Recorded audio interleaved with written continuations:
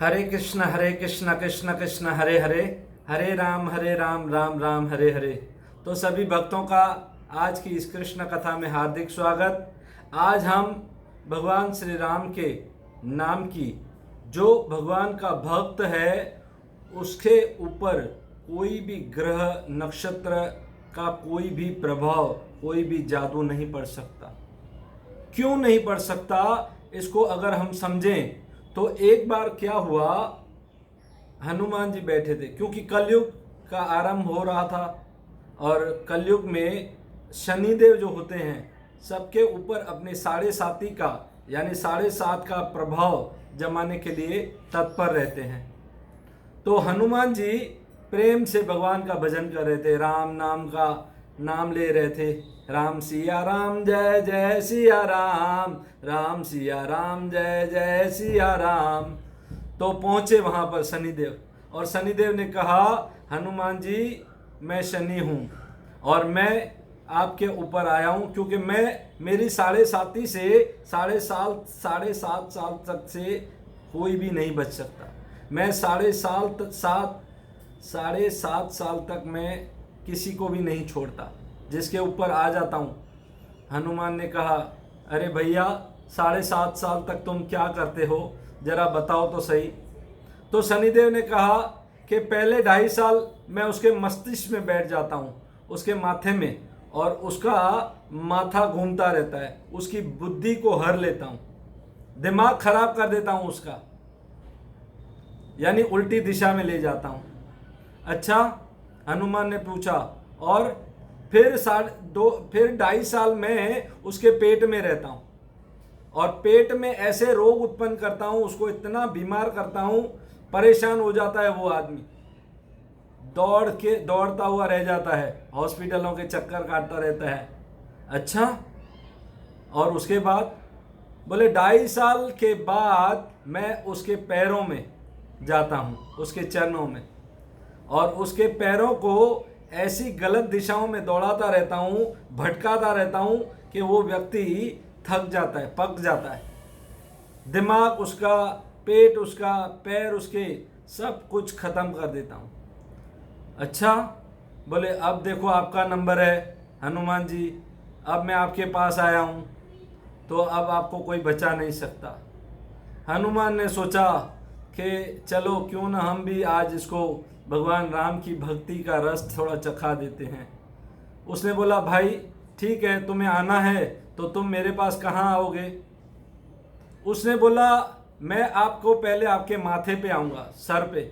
अब देखो, हनुमान जी जो हैं वो राम के भक्त हैं, भगवान के प्रिय भक्त, साख्य भाव में भगवान की भक्ति करते हैं। जो 5 रस हैं ना, उसमें साख्य भाव में, दास्य भाव में, दास्य भाव में भगवान की प्रेम से सेवा करते हैं। अब उनके चरणों में जाते, भक्त के चरणों में जाते तो उनका उद्धार हो जाता, पर पहले उनका मस्तिष्क पकड़ लिया, माथा। तो माथे में घुस गए शनिदेव, और हनुमान ने क्या किया, हनुमान तो प्रेम से राम का नाम ले रहे थे, तो उसने एक बड़ा पहाड़ उठा लिया और पहाड़ उठा करके अपने माथे पे रख दिया। अब पहले कीर्तन तो कर ही रहे थे, अब थोड़ा जोर से कूद कर मारते मारते कीर्तन करने लगे, राम सिया राम जय जय सिया राम, राम सिया राम जय जय सिया राम। अरे शनिदेव तो अंदर माथे में दब गए। इतनी देर में तो हनुमान ने दूसरा एक पहाड़ उठाया, रख दिया, और जोर से कीर्तन करने लगे, और तीसरा पहाड़ उठाया और रखा, और कीर्तन करने लगे और जोर से। शनिदेव तो नीचे दब गए। अरे भाई, अरे हनुमान मुझे निकालो यहाँ से, मुझे 7.5 साल नहीं, 7.5 मिनट भी यहाँ नहीं रहना है। अच्छा, क्या हुआ, बस मुझे यहाँ से निकलना है, मैं जा रहा हूँ। हनुमान ने कहा, एक शर्त पे जाने दूंगा। बोले क्या शर्त है, मैं आपकी हर शर्त मानने को तैयार हूँ। हनुमान जी मुझे बताइए, मैं बहुत थक गया हूँ, मेरी हड्डी पतली एक हो गई है। बोले आपकी हड्डी पतली एक हो गई है ना, आपके भक्तों को बोलो शनिवार को, हर शनिवार को आपके ऊपर सरसों का तेल चढ़ाएंगे, मंदिर में आएंगे और तेल चढ़ाएंगे। अच्छा, अब मेरी बात सुनो, जो भगवान श्री कृष्ण के, जो राम के भक्त हैं, जो व्यक्ति, जो भक्त राम का नाम ले रहा है, कृष्ण का नाम ले रहा है, आज के बाद शनिदेव मुझे ये वादा करो कि तुम वहां नहीं जाओगे तो मैं यहां से निकालूंगा तुझे। शनिदेव ने कहा, हनुमान जी प्लीज, मैं समझ गया, मैं उनके आसपास भी नहीं भटकूंगा जो राम का, जो कृष्ण का नाम लेते हैं, मुझे यहां से जाने दीजिए जल्दी। हनुमान जी ने कहा, वाह ये हुई ना बात। तो निकाल दिया हनुमान जी ने। 7.5 साल तो क्या, 7.5 मिनट भी नहीं रह पाए। और उसके बाद भक्तों को ये इस कथा से समझाया जा रहा है कि देखिए, जो कोई व्यक्ति कोई शनि की अंगूठी पहनता है, कोई मंगल की, कोई चंद्र की, इतनी सारी अंगूठियां पहन लेते हैं हाथों में, डर लगता है उनको, ये ग्रह हैरान करेगा, ये नक्षत्र हैरान करेगा। परंतु भक्तों ये जान लीजिए, जो व्यक्ति राम का भक्त है ना, जो व्यक्ति कृष्ण का भक्त है ना, उसे ग्रह नक्षत्र कभी भी परेशान नहीं करते। सारे ग्रह नक्षत्र उसके अनुकूल हो जाते हैं। अच्छा, कैसे हो जाते हैं? अब एक एक ग्रह और नक्षत्र को अगर हम समझें तो हमें पता चल जाएगा। देखिए, सबसे पहले यमराज जी।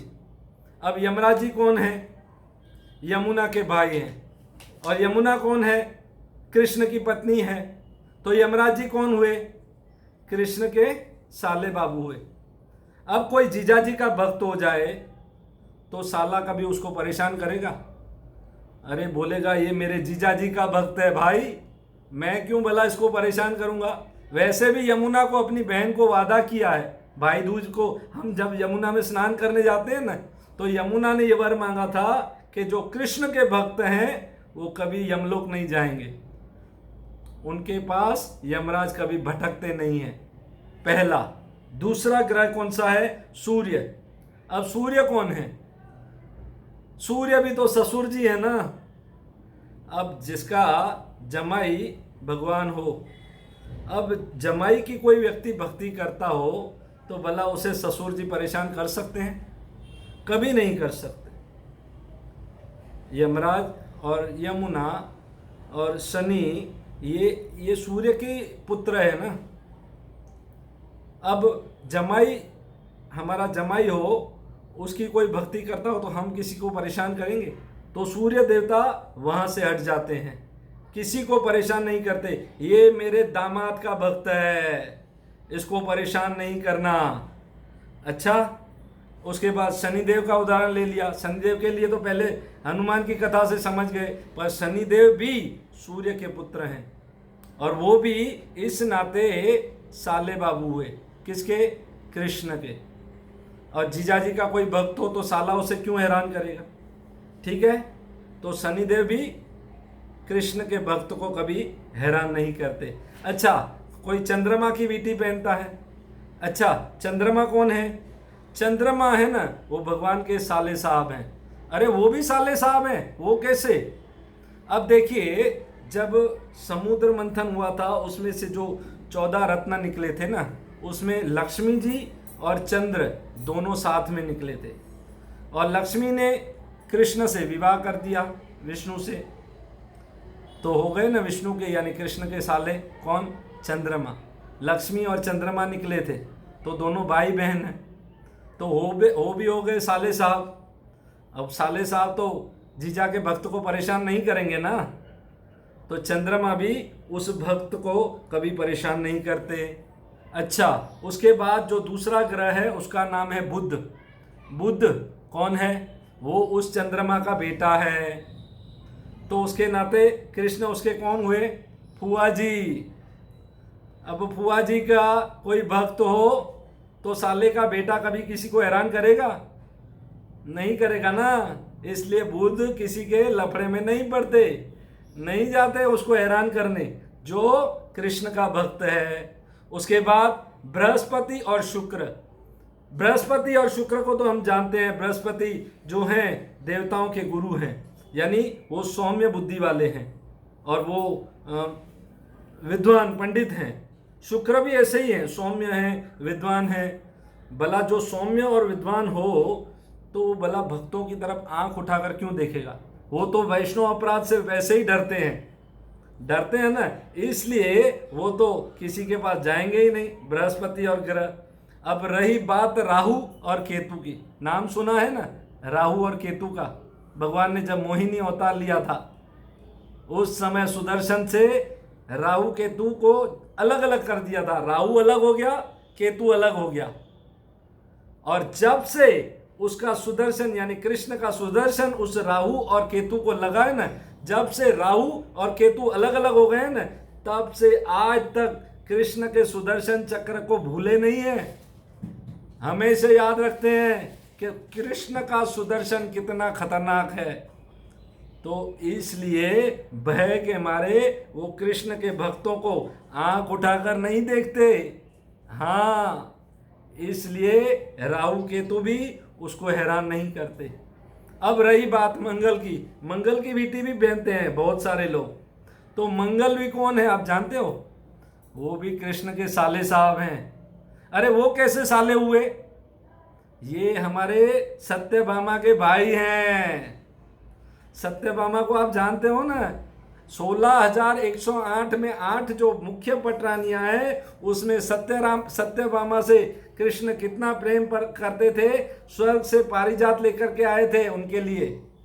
और उस सत्यभामा के भाई हैं मंगल। तो भला मंगल क्यों हैरान करेंगे अपने जीजाजी के भक्तों को? इसलिए मंगल भी वहां से दूर हो जाते हैं। ध्यान रखना भक्तों, जो व्यक्ति कृष्ण का भक्त बन जाता है ना, उसको कभी भी कोई भी ग्रह नक्षत्र, मैं बोलता हूं सारे देवता भी कृष्ण के वश में है। एकले ईश्वर कृष्ण आर सब वृत्य, ये जैसे नचाएं वैसे करे नित्य। अकेले ईश्वर कृष्ण हैं और सब देवी देवता नक्षत्र ग्रह आदि सब उसके नौकर चाकर हैं। वे जैसे नचाएं वैसे करे नित्य। वो जैसा जैसा जिसको नचाते हैं वैसा वैसा वे नित्य करते हैं, उनके दास हैं, इसलिए वो उनको कभी परेशान नहीं करते। इसलिए जल्दी से जल्दी निर्भय होकर के कृष्ण की भक्ति कीजिए, निर्भय होकर के ऐलान कर दीजिए कि कृष्ण के भक्तों का कभी भी विनाश नहीं होता। कोई देवी देवता ग्रह नक्षत्र उन्हें परेशान नहीं करता। हाँ, जो कृष्ण के भक्त नहीं है, जो राम के भक्त नहीं है और संसार के भक्त हैं, उनके पास ये प्रॉब्लम, ये चिंताएं हमेशा आती रहती हैं। इसलिए जल्दी से जल्दी जपिए हरे कृष्ण कृष्ण कृष्ण हरे हरे, हरे राम राम राम हरे हरे। आज ही कृष्ण के भक्त हो जाइए और सब ग्रहों को भगा दीजिए। हरे कृष्ण। श्रील प्रभुपाद की जय।